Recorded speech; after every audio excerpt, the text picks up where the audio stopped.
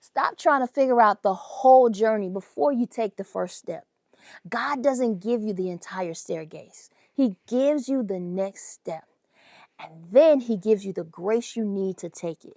You're exhausting yourself trying to map out the whole plan.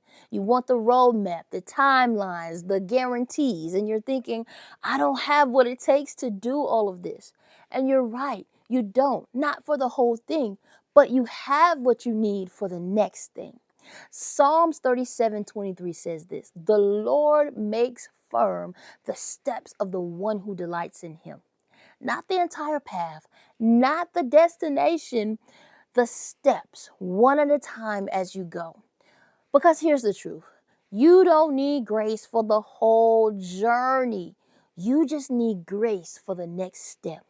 Grace for today's conversation, grace for this week's decision, grace for the obedience God is asking you for right now. God doesn't front load grace. He gives it as you need it, step by step and day by day. So stop asking God for grace you don't need yet and start using the grace He's already given you. You're worried about the conversation 6 months from now, but God's given you the grace for today's conversation. Anxious about sustaining that business long term, but God's giving you the grace to show up this week in that business. You're overwhelmed by everything you need to learn.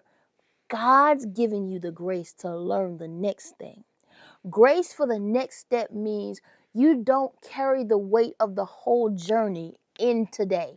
You just take the step in front of you. When you take it, God will meet you right there. God will meet you there with what you need for the next step and the next one and the next one. That's how faith works. That's how trust is built, one step at a time. And you have grace for more.